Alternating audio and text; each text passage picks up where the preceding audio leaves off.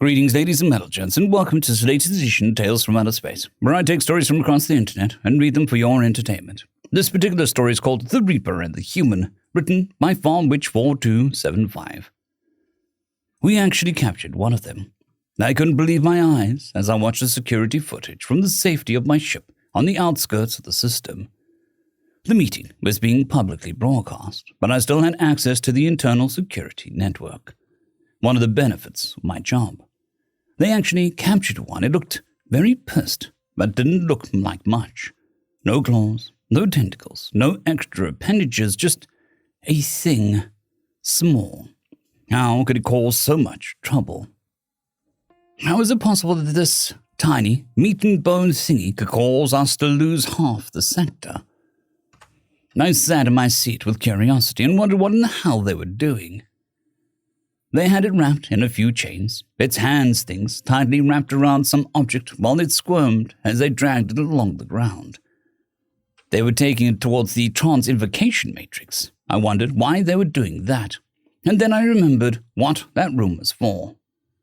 Well, that explains the preparation I had to go through for this operation. I hope we find answers soon. We just lost Aurelius sector. That's apparently a huge fleet now. The humans aren't happy, I said idly. Indeed. Well, that doesn't bode well. What is it carrying in its hand, things? It looks like it won't let it go, my aide said nearby. Humans are well known for carrying some kind of personal trinket with them. Very odd behavior. In any case, it won't matter. Look, the trial is starting. The guards tossed the pissed-off human onto the platform. It grunted and started to yell angrily, its words muffled by the gag in its mouth. My aide scoffed annoyingly and handed me 10 credits as one of the priesthood, predictably one of the children of the ancients, stepped forward and began the ceremony. He waved his staff, proceeded with his incantations, and within moments the stage filled with sparks, ghost orbs, and electrostatic energy. The human levitated in the air, standing upright and then grumbling angrily. I thought for a moment I saw fear in his eyes. Then suddenly the priest was tossed back and an almighty shockwave, and he disintegrated into a pile of skeletal dust as he hit the wall. Then the human's bonds disintegrated, and a set of invisible chains spread from his hands and displayed him before the coming wrath. And, my goddess, what a wrath it was! The room darkened as a swirling vortex of black mist appeared, and through it stepped a figure. It was human in structure. The human god, after all. But it wore the cultural garb of every nation that had ever existed. A long, black ragged cloak. 2 bony appendages held aloft a long, evil-looking scythe, looking out at the world through empty, hollow eyes. Death, the human god, is death, my aide said. It would appear so. I have a funny feeling that we made the right choice when we opted to view remotely. I replied as I ordered the ships to move a further 20 clinks away from the station. Who dares summon the Reaper? He said, his voice booming loud and proud, sending shivers through everyone who heard it. The human just smiled. He smiled. Well, hi, Mr. Grimm. Long time no see, buddy, the human said, and casually as one would address their own friends. Ah, not these guys again, the Reaper said with an anger and sorrow in his tone. Oh, come on. You know you like us, the human replied in a chuckle. The room went into a state of shock and awe as the human casually taunted his own god with a smile. The excitement of finally understanding what drives the humans to their acts of insanity dissipated as the two began their conversation. The Reaper's cloaks billowed in the intangible wind as the two spoke as one would with an old friend, rather than a mortal and his god. So, what is it this time? Why was I summoned? The Reaper asked. Oh, you know the usual, minding our own damn business, expanding in the universe. When Tweedle Dumbass and Twiddle Stupid over there decided to declare war, the human said, gesturing to the Skundi Hive and the Osarian conglomerate. Really? They were the ones who declared war? Or does this go deeper? The Reaper asked. Trust me, bro, this wasn't our fault. They cast the first stone. Now they are realizing that we have a mountain aimed at them, and they are a bit scared, the human said with a hearty laugh. The two carried on with casual banter, arguing over who really started the war. The war, First Contact War as the humans have called it in their intelligence briefings, Humanity appeared over the Shikandi highfield and initiated first contact proceedings, only for the overtly hostile and isolationist hiver species to start shooting. The Shikandi, of course, said the humans attacked first, but we had the video the humans released of their ship being boarded and everyone on board being killed. Humanity went into a full-time war footing, and within a month after the Shikandi's first fight, the humans had claimed 2 of their nest worlds, bombing them into oblivion. They had also lost 2 fleets, but what was truly insane was that the humans never seemed to end. We all knew of the endless tide of the hivers and insectoid species, but the humans sent not only an endless tide of warriors and soldiers, but a near infinite quantity of ammunition. The atomics and nuclear munitions, long since outlawed by the Council, human warship fleets were casually flinging them at starships and planets as though they were candy. Then the Shikandi petitioned the Council. The Asarian conglomerate answered the call to arms. One small victory of them capturing a human colony world, followed by humans responding with a fleet of 50 times the galactic standard. And not only taking the planet back, but forcing the Asarians to lose 6 more of their own planets in tandem, 3 of which were just bombed into nuclear dust in retaliation for what the humans called a war crime. Such a silly notion, but nobody could really do much about telling them this when the Polarians entered the war and attacked the fleet that wiped out the Asarian navy. They didn't last long either. "So, that system of yours still working?" the Reaper asked. "Oh yeah, that's kind of why I'm so happy. I get to show these idiots what killing unarmed civilians really amounts to," the human said with a sadistic smirk. Oh, for crying out loud. They did that. Did you idiots really kill unarmed civilians in front of humans?" the Reaper asked, directing his ire towards the Polarinus delegation. "Oh yeah, they did. Stupid bastards captured a colony world and sent a message," the human replied, still smirking. The Reaper groaned in annoyance and held his skinless skull in his hands. "Oh, Christ, how stupid can you get?" Apparently so stupid they don't even bother to search their prisoners. But let's save that for later. So let me ask, how's your overtime been the last few months, huh? I bet the workload is killing you. The human joked. The human joked about death with the death god. The human laughed half-heartedly, and the Reaper along with him let out a sarcastic half-hearted chuckle. "Why did our father create humans anyway? I wonder about it. Probably just to troll the universe. He got bored looking at all the stuff, and he thought, you know what, this finely tuned machine that I built, here, have some humans, and started yeeting us at the universe like a drunk baboon throwing wrenches into a giant clock," the human said with a bigger laugh.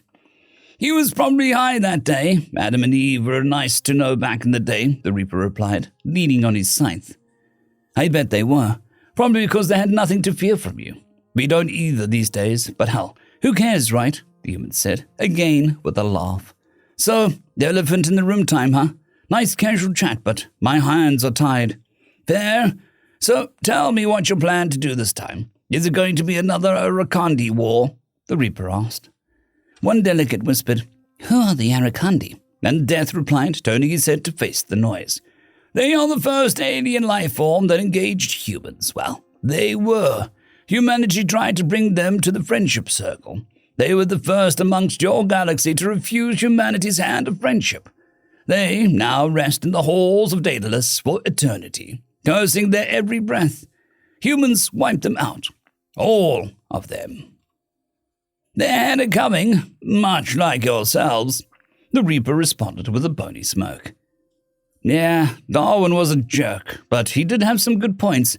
Poor tactics followed by usual eating children to send a message bullshit, along with the whole holier-than-thou you can't possibly beat us shtick, shortly before nuclear Armageddoning their planets. To be honest, Mr. Grimm, we were expecting so much more of you from the first encounter.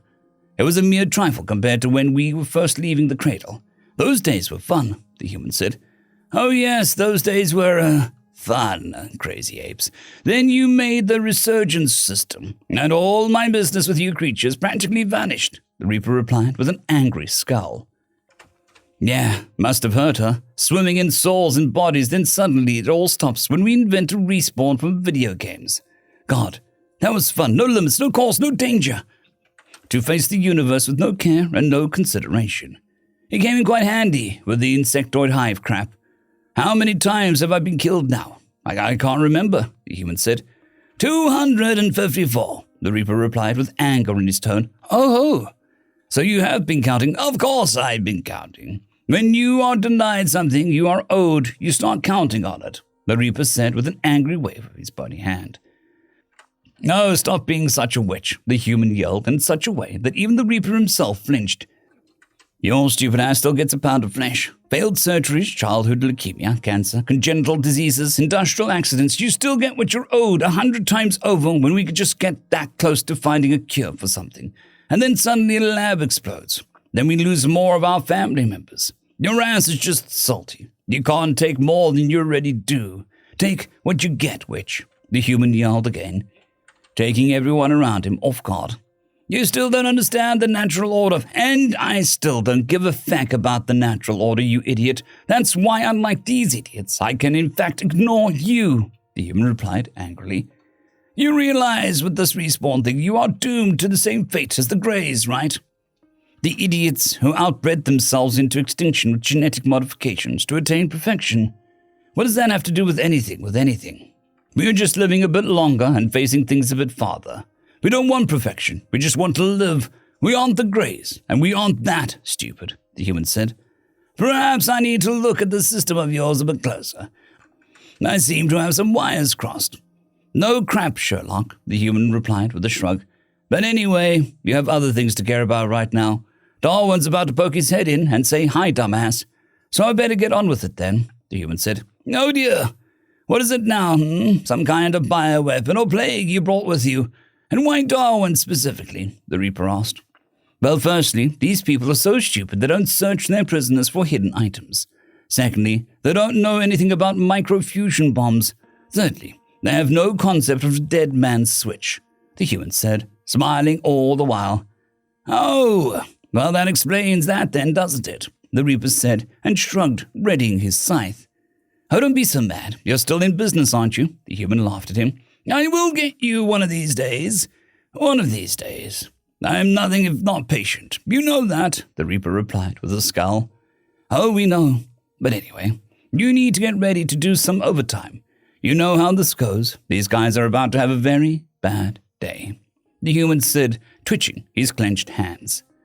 A very bad millennium, more like. I miss the days when mankind was ignorant of the world. I haven't been this bored since before you lot invented sanitation. Those were the days.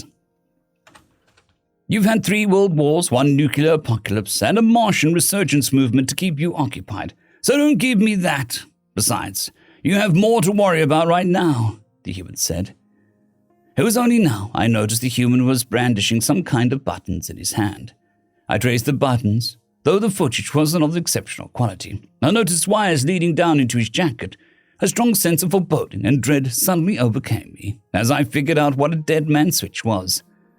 Pilot, get us out of the system, I yelled, and the crew desperately scrambled to get our ship underway.